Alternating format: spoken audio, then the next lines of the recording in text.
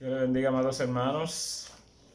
Agradecidos de Dios estamos porque una vez más Él nos permite que nosotros podamos estar en comunicación, aunque no sea de la forma normal como siempre lo hacemos, sino utilizando estos canales de YouTube de forma virtual, pero es el medio que Dios nos ha proporcionado hoy para que nosotros estemos comunicados y podamos pues mantenernos edificados como en la palabra de Dios, algo tan importante en estos tiempos, que nosotros estemos bien edificados en cuanto a lo que es la palabra de Dios. Pues estamos viviendo momentos difíciles, estamos viviendo momentos de crisis, y es bueno que nosotros pues siempre estemos bien familiarizados con la palabra de Dios y sobre todo con lo que la palabra de Dios nos habla con respecto a los últimos tiempos. La clase pasada, mis hermanos, nosotros estuvimos hablando de un tema muy especial. Seguimos con el libro de Daniel. Estamos hablando acerca de las profecías de Daniel en la unidad a la que corresponden todos los temas que vamos a tratar durante este ciclo de estudio. Recordándoles a ustedes, hermanos, que el libro de Daniel, como lo dijimos en la clase pasada, es un libro profético. Como se trata de un libro profético, usted tiene siempre que tener en cuenta que los conceptos emitidos allí no siempre usted debe tomarlo de forma literal, sino que es un libro simbólico y son conceptos que muchas veces necesitan interpretación. Pero el libro de Daniel podemos definir que dentro de los libros del Antiguo Testamento es considerado como el más importante para estudiar por sus sueños, por sus dramáticas visiones. Es importantísimo este libro y por eso este ciclo entero es muy bueno que nosotros estemos bien concentrados en esta enseñanza para que veamos las profecías que a Daniel se le dieron, que eran para los tiempos postreros cuando se le dieron a él, eran para los tiempos de hoy, eran para los acontecimientos venideros, eran profecías para el futuro.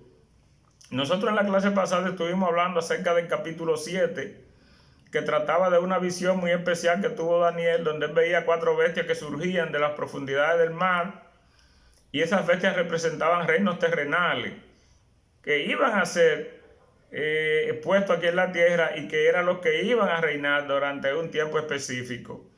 Hoy nosotros vamos de la misma forma a ver una nueva visión que tuvo el profeta Daniel, esta en el capítulo 8.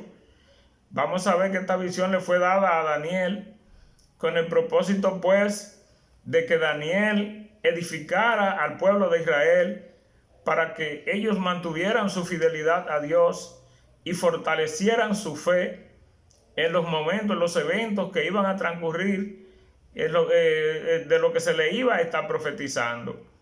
Esta visión del capítulo 8 le fue dada al profeta Daniel 2 años después que le fue dada al capítulo 7 de las bestias que surgieron del mar. Esta se trata pues de la visión del carnero y el macho cabrío. Así se llama pues el tema de hoy y la visión que vamos a estar analizando, la profecía que vamos a estar analizando, que le fue dada a Daniel en el 3er año de reinado de el rey Belsasar, rey de Babilonia. El capítulo 7 se le dio en el 1er año de este rey. Ya está 2 años después, en el año 3er de el reinado de Belsasar, rey de Babilonia. Se le dio allí por el año 1551 a.C. y era para que Daniel profetizara acerca de los acontecimientos que iban a suceder durante los 4 próximos siglos y 160 años antes, más o menos, del nacimiento de Jesucristo. Es una profecía que a Daniel se le dio, pero que hiciera énfasis o se centrara en los eventos que estaban relacionados con el pueblo de Israel para los postreros tiempos. Hay mucha gente que tienen problemas con el capítulo 8 del libro de Daniel, con estas profecías. Mucha gente no cree en las profecías porque ellos dicen que no hay nadie que pueda conocer acerca de los acontecimientos futuros. Y ellos quieren decir a algunos que estas fueron cosas que pasaron, pero que luego se le atribuyeron a él que las había profetizado. Nosotros sabemos como creyentes que todo esto que Daniel profetizó fue mucho antes de que estos acontecimientos sucedieran. Y también entendemos y conocemos y estamos bien seguros de que Dios conoce el futuro en su omnisciencia. Y como en su omnisciencia Dios conoce el futuro y todo lo que va a suceder, nosotros estamos seguros y confiados de que nuestro futuro está en las manos de Dios. Eso es lo que cuenta para nosotros y es lo más importante, que nosotros pues tengamos esa fe bien firme como se le pedía al pueblo de Israel que tuviera, amados hermanos. Nosotros vamos a estar tratando y queremos que ustedes estén bien atentos y que vayan junto conmigo para que vayan entendiendo acerca de la visión que tuvo Daniel aquí en el capítulo 8.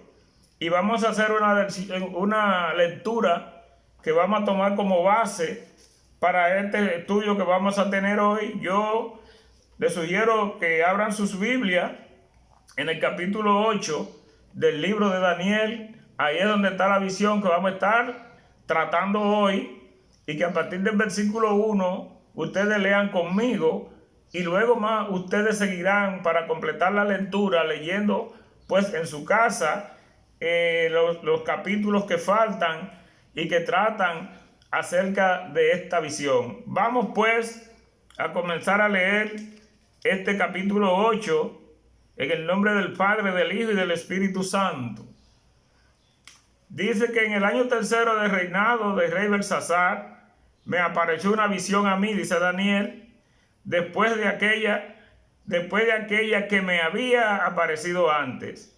Vi en visión, y cuando la vi, yo estaba en Susa, que es la capital del reino en la provincia de Elaim. Vi pues en visión, estando junto al río Ulai. Alcé los ojos y miré, y he aquí un carnero que estaba delante del río y tenía 2 cuernos, y aunque los cuernos eran altos, uno era más alto que el otro, y el más alto creció después.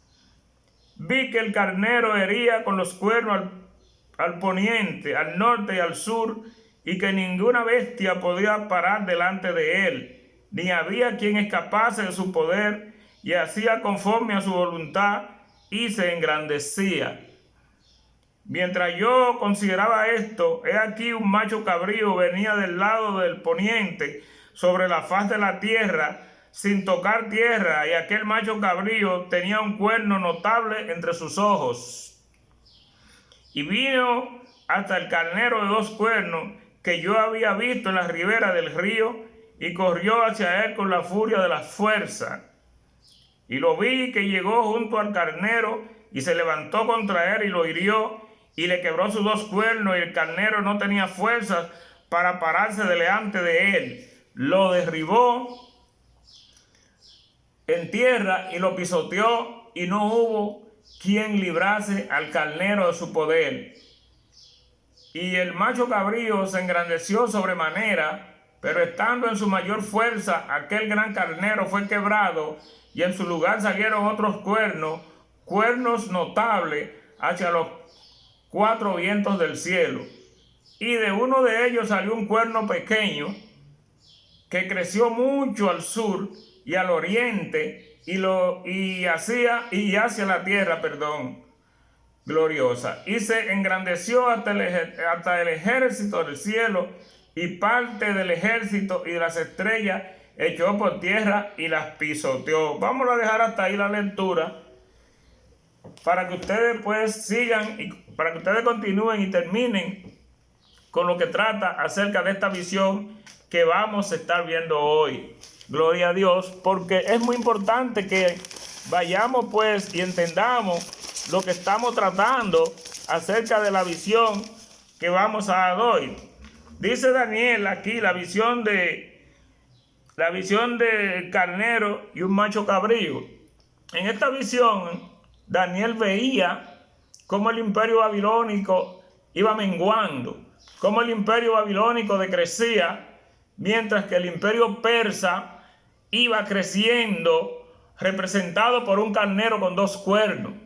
Pero en lugar pues del imperio babilónico crecer, decrecía, en tanto que el imperio persa iba creciendo. Y ese cuerno alto, más alto, que luego salió y que Daniel vio, es Persia. Persia representada por Ciro, ese rey grande, poderoso del imperio persa que condujo a esta nación, que tenía un poder extraordinario allí en aquel imperio, y eso hizo pues que tuviera grandes éxitos en las conquistas pues que ellos realizaban. Pero al haber engrandecido tanto, haber crecido tanto este imperio y haber pues derrotado al imperio más poderoso de la época, esto hizo que en ello cayera algo que marca la derrota y la destrucción de cualquiera en quien caiga. Como pasó con Nabucodonosor, estaba pasando con este rey Ciro, estaba pasando con este pueblo de Persia, estaba pasando con este imperio. Y en ello, por los éxitos, por lo grande que se creyeron, creció el orgullo. Hermano, cuando crece el orgullo, sea en un ejército, sea en un imperio, sea en una nación o en alguien en particular, esto indefectiblemente va camino hacia la destrucción. Tan pronto se halló orgullo en este rey, en este imperio, pues lo dejó tambaleante y al borde pues de ser derrotado, al borde de ser conquistado, porque el orgullo hace que se pierda toda posibilidad de permanecer. Y más cuando usted tiene a alguien que lo está observando con un plan especial o un propósito especial que de conquista. Mientras ellos en su orgullo se mantenían engrandecidos, el ejército griego estaba observando y estaba buscando el momento de poder entrar y conquistar. Eran imperios que vivían en guerra permanentemente y vivían pues acechando la debilidad del otro para entrar y conquistar.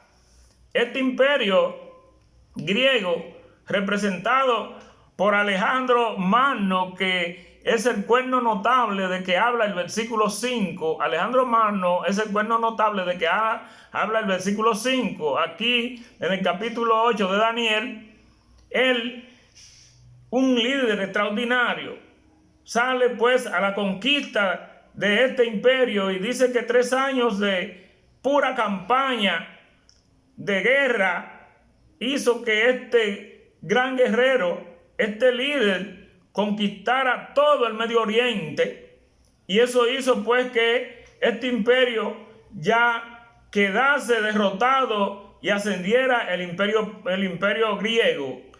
Nosotros hablamos la clase pasada y lo íbamos relacionando con la estatua del sueño de Nabucodonosor de Daniel capítulo 2, y vimos cuando el imperio griego, que estaba representado por el vientre y los muslos de la estatua, estaba pues en la tercera categoría del valor de los metales, que era de bronce, estaba representado por el bronce. Eso significa que aunque era un imperio fuerte, aunque era un imperio vigoroso, pero mucho más débil que los dos anteriores, que era el babilónico y el medo persa, este es el imperio griego representado por el bronce, ya se hallaba cierta debilitamiento en este imperio, no tanta fortaleza como existía en los otros dos, por lo que este imperio estaba proclive a divisiones y a que surgieran otros reyes. O sea que no era muy duradera pues la estancia de estos reyes que gobernaban bajo este imperio. Dice que mientras Alejandro Magno, que era un gran rey, estuvo al frente de este imperio, lo hizo poderoso, lo hizo fuerte, vigoroso, como era el imperio persa. Pero sucede pues que Alejandro Magno murió a muy temprana edad. Dice que de una fiebre a los 32 años, muy joven, Alejandro Magno muere, y con la muerte de Alejandro Magno, pues este imperio quedó pues al declive, podríamos decir, quedó muy debilitado, por lo que 4 generales de los que le acompañaban allí dividieron el reino griego en 4 reinos. O sea que de ser un cuerno grande, notable, se convirtió el reino en 4 cuernos pequeños, notables también, pero 4 cuernos pequeños. Dice la Biblia que ningún imperio dividido prevalece. Ninguna casa dividida se mantiene tampoco. Donde quiera que hay división, pues es muy corta la duración, sea de ese imperio o sea de esa casa. La unidad es vital. Tan pronto pues se dividió este imperio, allí marcó el debilitamiento de un imperio 4. Entonces dice que este gran cuerno que representó el imperio del gran Alejandro Magno se convirtió en 4 cuernos pequeños conforme al versículo 8. Aunque parece pues mucha historia la que estamos tratando en este capítulo 8 de Daniel, cuando hablamos acerca de los reyes, que el auge de los reinos y la caída de otros registrado allí en esta visión de Daniel, no es algo de una historia que no tenga importancia. Sí tiene importancia, porque esta historia iba siendo dirigida por Dios desde el principio, al igual que como Dios tenía el control de la visión de Daniel, porque fue él quien se la dio. Dice que Dios usó a este rey medo-persa llamado Ciro para preparar el camino para el regreso del pueblo de Israel a su tierra, a la tierra natal de ellos, con el propósito pues de restablecer la nación de Jerusalén que estaba dispersa. Él fue quien abrió el camino. Por eso esta historia es muy importante y por eso estamos tratando acerca de ella, por lo que significa, el significado que tuvo esta historia, cuando Dios usa esos personajes con un propósito especial, siempre con estos acontecimientos muy centrados en lo que es su pueblo. Estas grandes conquistas realizadas por Alejandro Magno tuvieron una importancia extraordinaria porque hubo un cambio en la cultura de todo el Oriente, a tal punto que hasta el lenguaje que surgió, que fue el lenguaje griego, fue el lenguaje que vino más tarde a ser el lenguaje tanto del gobierno como el lenguaje de todo el comercio. Esto hizo pues que toda la población inmediatamente tomara este lenguaje como el lenguaje oficial, el griego, de toda la población. Recuerden ustedes que el Nuevo Testamento estaba escrito en griego, se escribió en griego. Esto hizo pues que el Nuevo Testamento se propagara, se extendiera con mucha rapidez, a suma velocidad, porque ya se podía escribir y también se podía dar la palabra en este idioma que era entendido por todo el pueblo. Esto fue algo que Dios manejó desde el principio. Dios desde el primer momento estuvo la mano de él puesta sobre esta historia que le estamos narrando y sobre esta visión que le fue dada a Daniel. Sobre todo a Daniel se le decía, esta visión se va a centrar sobre el pueblo de Israel, los acontecimientos futuros del pueblo de Israel, porque Dios estaba enfadado y estaba a punto de derramar su ira sobre este pueblo por su pecado. Estos acontecimientos le advertían a Israel acerca del peligro por el que iba a atravesar si se devolvía de su fe en Dios para irse tras dioses extraños. Eso era algo que estaba allí contenido para que Daniel alentara al pueblo de que mantuvieran la fidelidad a través de esta profecía y mantuvieran la fortaleza de su fe, que no volvieran atrás. Esa era la razón por lo que Dios iba obrando de esta manera y se hace esta historia, porque estos personajes son históricos. Pero estas cosas que están contenidas en la historia, porque sucedieron ya mucho antes, las había profetizado Daniel y no había todavía sucedido ninguno de estos acontecimientos. Eran para el futuro. La visión que se le dio a Daniel era para los tiempos postreros, era para el futuro. Y eso se iba a cumplir como se cumplió más adelante. Muchos de ellos se han cumplido. Entonces vemos que en la visión, después de Daniel ver el cuerno que relata el versículo 5, que es el que representa a Alejandro Magno, también el versículo 9 habla de un cuerno pequeño. El versículo 9 habla de un cuerno pequeño, y ese cuerno pequeño, según los eruditos, según los exégetas, según los estudiantes de la Biblia, se refería Antíoco Epífanes. Este fue un personaje que persiguió mucho al pueblo de Israel. Un personaje, pues, que en una ocasión envió fuerzas militares al pueblo de Israel con el propósito de conquistarlo. Dice que conquistó a Israel con el apoyo de muchos judíos que se devolvieron, no vieron la advertencia y comenzaron a apoyarle. Dice que la ciudad de Jerusalén fue conquistada por este hombre, un hombre malvado, un hombre que era enemigo del pueblo, un hombre que realmente ya había sido profetizado lo que iba a hacer. De los 4 cuernos, este cuerno pequeño, de los 4 cuernos que se dividió aquel reino, dice que el cuerno pequeño, ese que se vio y que en versículo 9 relata con mucha claridad, se trataba de este personaje, Antíoco Epífanes, que conquistó a Israel, la ciudad de Jerusalén. Entonces, ¿qué dice? Que este hombre, después que conquista, el propósito de él era unificar la religión, la cultura, la religión con la cultura de su imperio. Ese era su propósito, unificarlo. Cuando él toma la ciudad de Jerusalén, entra al templo y allí comienza a establecer prácticas de adoración pagana. Dentro de esas prácticas paganas se habla de inclusive el sacrificio de cerdo en el altar del templo. Esa era una profanación, y dicen los estudiosos de la Biblia que eso es lo que Daniel califica en el versículo 13 de prevaricación asoladora. Es una profanación del templo lo que allí se está dando con este hombre, pues, y con aquellos judíos que le apoyaron y se olvidaron de su fe y se fueron tras dioses extraños con una adoración totalmente repudiada y que era abominación, porque allí se estaba profanando el templo de Jehová, allí se estaba profanando el templo del Señor. Imagínense ustedes sacrificando cerdos en el templo del Señor, en el altar del templo, y esto siendo apoyado por muchos judíos, no por todos, que se fueron tras el engaño de este personaje.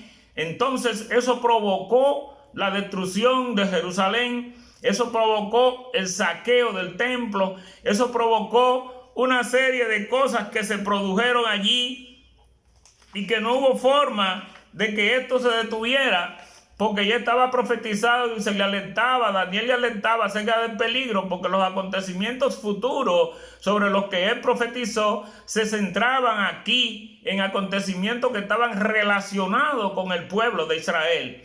Se le alentaba acerca del peligro que corrían si se desviaban de los caminos del Señor y se iban tras los caminos de dioses extraños y adoraciones paganas que estaban siendo montadas, y que era la adoración que realmente esta gente realizaban.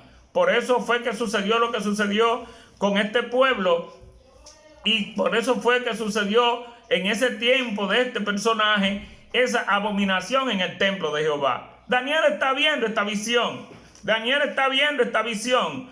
Pero Daniel realmente, como sucedió con la visión del capítulo 7, Daniel no entiende realmente la visión, lo que estaba viendo. Él estaba totalmente turbado. Él estaba en una condición que él no entendía por qué a él se le daba esta visión. Dice que en medio de su sueño y de su visión, Daniel vio un personaje parado frente a él, que tenía aspecto como de hombre, dice la visión, dice la palabra, pero que realmente este era más que un hombre. Este era más que un hombre. Dice que de las riberas del río Ulai se escucha una voz que dice, hermano, escuchen, se escucha una voz que dice: Gabriel, ve e interprétale, explícale la visión a Daniel. Esa voz sale de las riberas del río, porque esta visión se dio allí en la ciudad de Susa, la capital principal del imperio, y allí estaba el río Ulai. De las riberas de ese río se escucha esa voz que ordena a Gabriel que dé la interpretación de la visión a Daniel. Es la primera vez en la palabra de Dios, es la primera vez en la Biblia que a un ángel se le llama por su nombre. Es la primera vez en ese momento que se le llama a Gabriel y se le ordena que dé la interpretación de esta visión a Daniel. Más adelante, en el capítulo 19 de Daniel, sigue hablándose sobre este personaje y vemos que Gabriel también tuvo una participación muy activa en el Nuevo Testamento, en todo lo relacionado con los eventos del nacimiento de Jesús. En el capítulo 1 del Evangelio según San Lucas, ahí usted va a encontrar a Gabriel pero ya se ha hecho mención de él en el Antiguo Testamento, en este momento en que se le ordena que dé la interpretación de la visión a Daniel. Esta visión que Daniel tenía fue algo, como dije, que se había dado para el futuro, pero estaba centrada en lo que era el peligro que corrían los judíos y de la ira que Dios iba a derramar sobre ellos por su pecado. Entonces, sigue pues esta situación del ángel que se presenta allí delante de Daniel, y que Daniel queda un poco cabizbajo. Dice que cuando el ángel se presenta delante de Daniel, Daniel cae de rodillas, Daniel cae como mareado, Daniel cae dormido en el piso sobre sus rodillas. Y eso ha pasado, hermano, en toda la Biblia, cuando personajes celestiales se presentan delante de seres humanos. Es un poder tan extraordinario, es un poder tan grande y tan divino que ningún ser humano puede soportar tener ante su presencia un ángel, un personaje de esta categoría, sin que caiga de rodillas, sin que pierda el sentido, hasta que este ángel lo haga volver en sí. Eso pasó en la isla de Patmos con Juan, eso ha pasado en muchas ocasiones con diferentes personajes de la Biblia, que cuando han tenido la presencia de un personaje celestial, han caído ante ese personaje. Dice que hasta que el ángel lo tocó y lo levanta, Daniel no volvió en sí, porque el impacto fue tremendo, el impacto fue terrible, era algo grande lo que allí estaba pasando. El ángel entonces quiere dar a Daniel la interpretación, porque se le ordenó que lo hiciera, de lo que él había visto, de esa visión que él había visto allí en ese momento.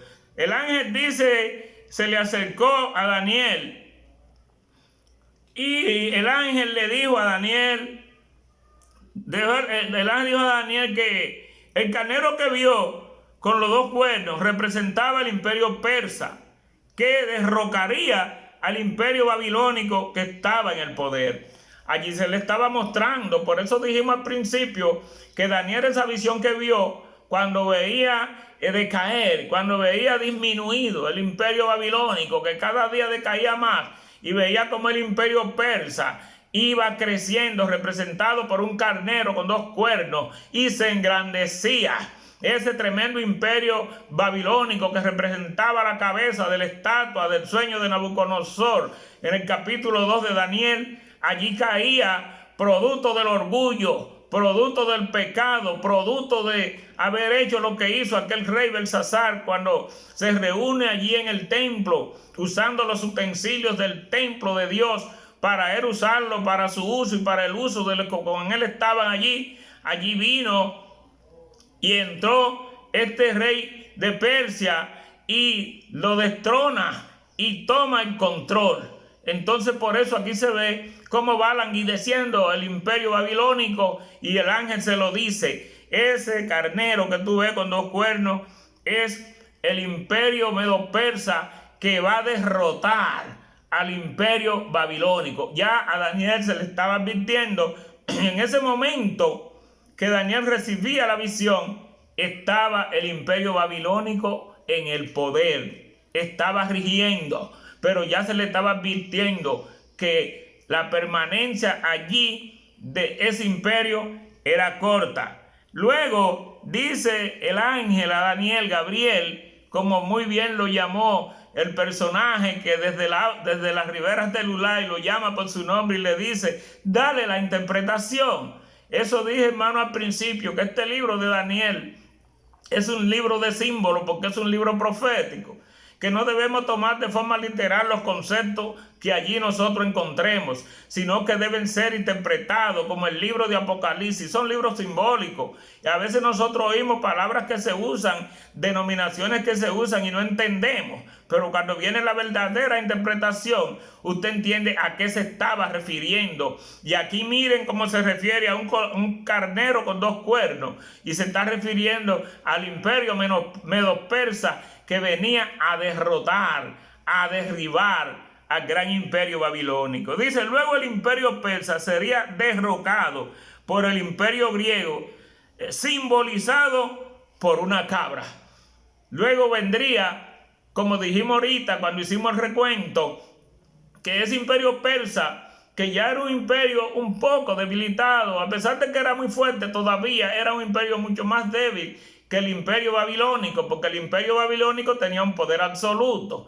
Dios le había dado un poder absoluto a este imperio por su ubicación, por la ubicación de esta ciudad, por lo que era esta ciudad el centro comercial del mundo en ese tiempo, y por todo lo que representaba esta ciudad de Babilonia. Representaba la cabeza de esta estatua y poder absoluto, lo comparaba con la cabeza porque era el oro, y en la visión pasada de Daniel lo comparaba con un león que tenía alas como de águila y que fue puesto sobre pies. Ese león representaba el imperio babilónico. Luego el imperio persa sería derrocado por el imperio griego, simbolizado en una cabra. El rey del imperio griego, representado por el gran cuerno, sería Alejandro Magno. O sea que sería ya en su debilidad, muy diezmado este imperio persa, ya en esa condición. Entonces el imperio griego, que también lo veía aquí en la estatua de Nabucodonosor, en el vientre y en las piernas de esta estatua, representado por el bronce, aquí el ángel le dice, ese que está representado aquí por una cabra es el imperio griego que va a derrocar al gran imperio persa, guiado y dirigido por un personaje extraordinario, por un líder extraordinario, que era Alejandro Magno, que en la visión de Daniel se definía como el gran cuerno. Pero dijimos que su estancia no fue larga dirigiendo aquel imperio, porque la muerte lo sorprende a los 32 años de edad, de una fiebre que llegó y murió. El imperio entonces es dividido por sus seguidores, por 4 generales que estaban allí. Entonces de ese gran cuerno se convierte en cuernos pequeños, conforme al versículo 8 de esta visión, y eso hace pues que no permanezcan, porque ya estaban muy diezmados. Luego dice el ángel, tras la muerte de Alejandro Magno, dice, el imperio griego sería dividido en 4 reinos por sus principales generales. Estos reinos divididos no poseerían el mismo nivel de poder e influencia que todo el imperio bajo Alejandro, porque ningún reino dividido puede prevalecer. Aquí tenemos esta visión para el futuro que le fue dada a Daniel. Mucha gente no cree en las profecías, mucha gente no cree, y lo dije al principio, que alguien tuviera conocimiento de los acontecimientos futuros, y decían y dicen muchos hoy todavía que son asuntos o cosas que se le atribuyen, pero que ya habían sucedido. No, cuando Daniel profetiza, ninguna de estas cosas todavía habían pasado. Miren que cuando él tiene la visión, que le están hablando acerca del imperio babilónico, que va a ser derribado cuando le presentan el carnero con los 2 cuernos, en ese momento sí, el imperio babilónico era quien estaba en el poder, pero ya le estaban avisando por acá que venía pues el imperio griego, el imperio medo-persa bajo la dirección de Ciro, e iba a derrocar a este imperio. Y también la duración de este imperio medo-persa, lo dijimos bien claro allí cuando comenzamos, que no iba a ser tan duradera, porque comenzó con mucha fuerza, pero no con la misma fuerza del imperio babilónico, y con las victorias, con ese cuerno que se levantó y que se levantó por encima de los demás, que representaba a Persia, dirigido por ese líder que se llamó Ciro, pero se oyó orgullo en ellos por las victorias, por los éxitos alcanzados. Y cuando vino el orgullo y se halló en ellos, eso hizo que este imperio quedara a la deriva, fácilmente derrocable, fácilmente sustituido. Y ahí fue donde vino el imperio griego, dirigido por Alejandro Magno, que en el versículo 5 era ese cuerno que estaba representándolo allí. Y allí entonces fue donde finaliza la explicación que el ángel le está dando acerca de estas cosas que iban a suceder. Es importante tener presente, mis hermanos, cuando estamos hablando acerca de los futuros y los postreros tiempos. Y es importante tener presente que en algunos de los eventos descritos específicamente están relatados en la Biblia. Muchos de estos acontecimientos que estaban en la visión de Daniel, específicamente relatados en la Biblia, también están claramente registrados en la historia.